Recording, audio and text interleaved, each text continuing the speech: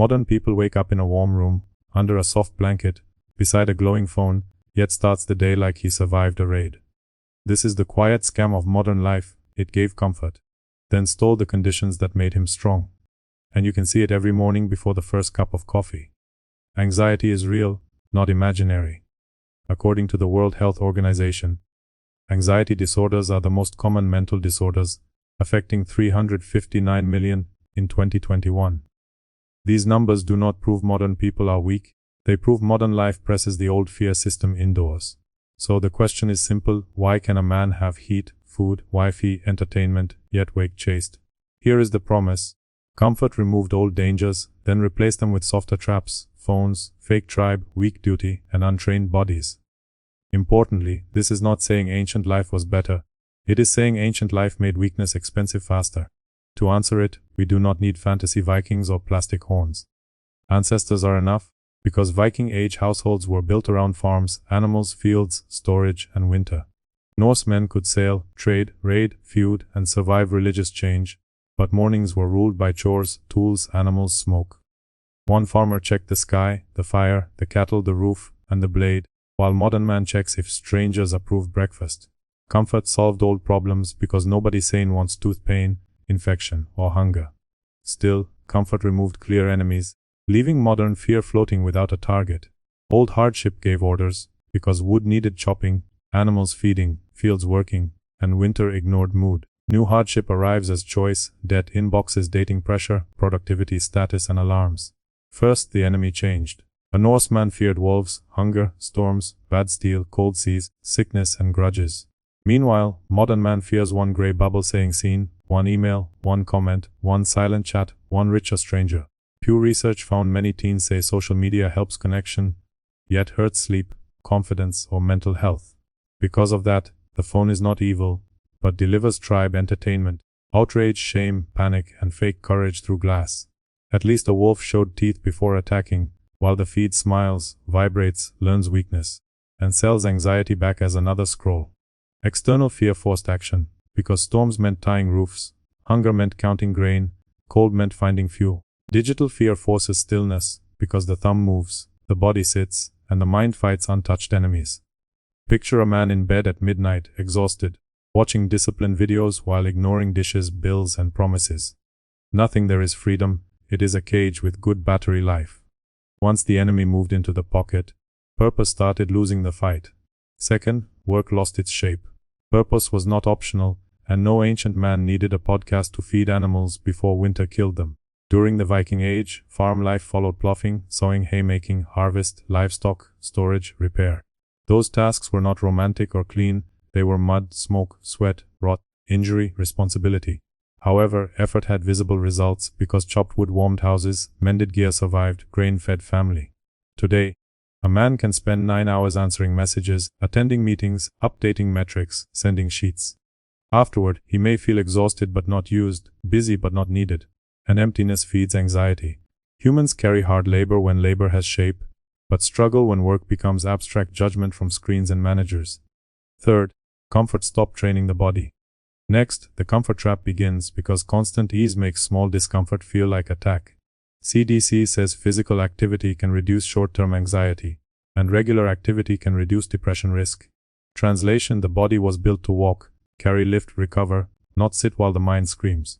Crucially, exercise does not cure everything, because serious anxiety can need therapy and support.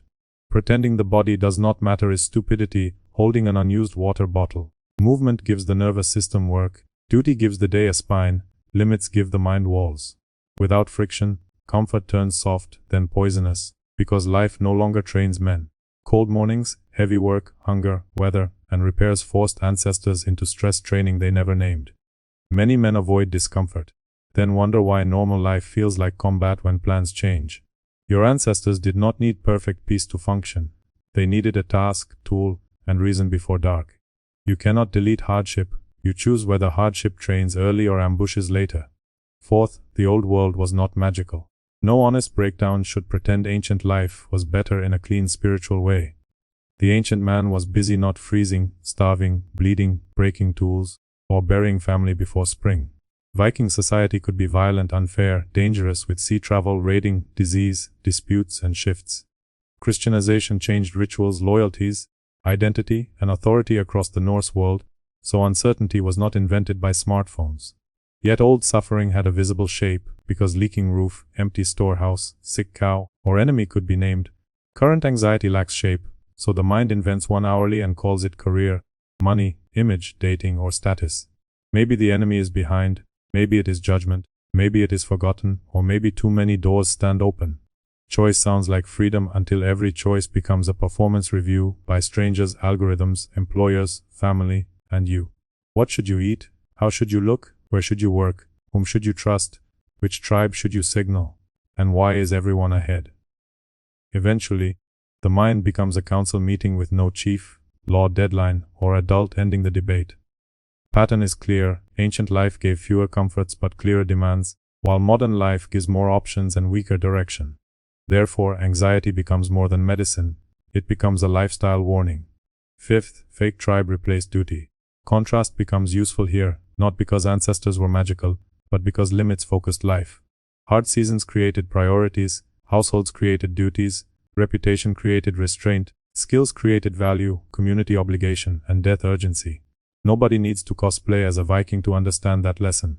Forget plastic horns, fake rune tattoos, beard worship, and the Internet Warrior Act. Plenty have 500 contacts, 3 group chats, endless followers, and nobody to help fix a fence.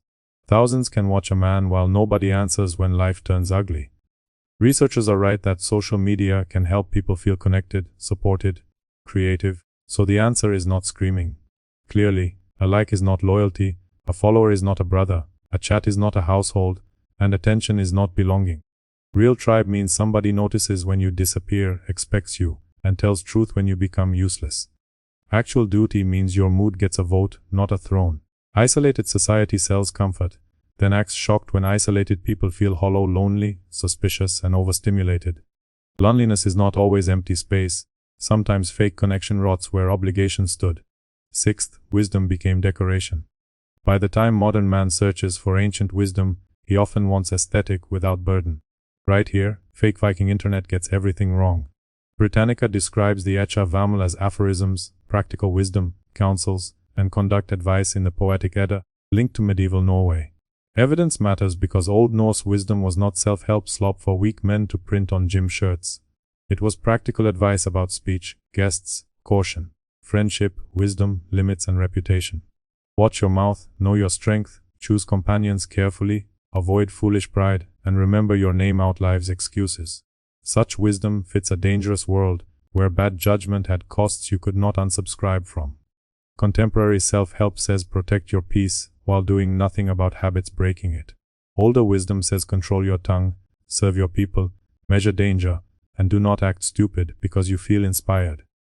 Genuine wisdom was never about looking ancient, it was about acting useful. A Vamal still cuts because it does not flatter weakness. Rune aesthetics mean nothing if a man cannot keep his word, control his mouth, or finish work. Important nuance belongs here because modern systems create pressure no ancient household faced. Rent stress, unstable work, medical bills, algorithms, attention markets.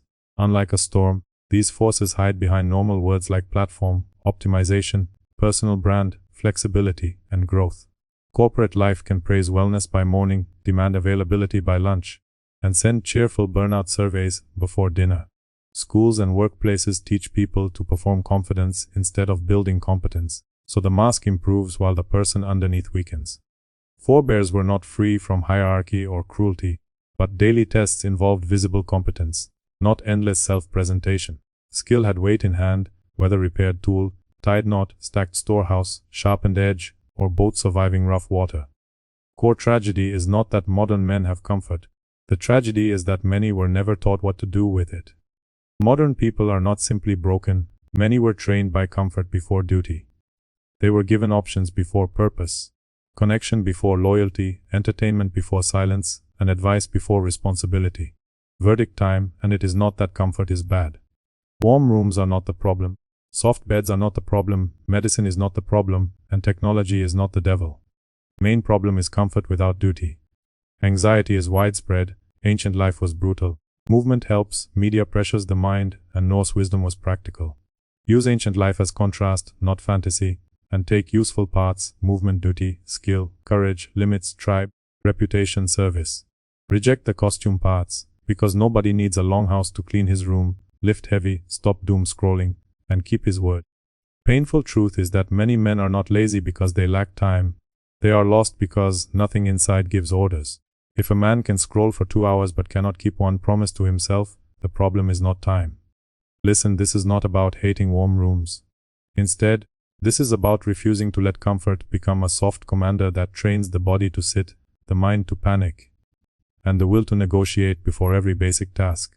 Give yourself orders before the world gives you excuses. Demand from yourself today what life no longer forces from you. Walk before scrolling, work before complaining, sleep before spiraling, speak less, choose better friends, repair something, learn something, make one non-negotiable duty. Then make another, because backbone is not a personality trait, it grows when duty beats comfort daily. Likewise, change starts when comfort becomes a tool you command, not a master negotiating courage to nothing. Finally, the ancient man had less comfort and more backbone because life demanded it every morning. Modern man must demand it from himself, or the soft age will eat him and call it convenience.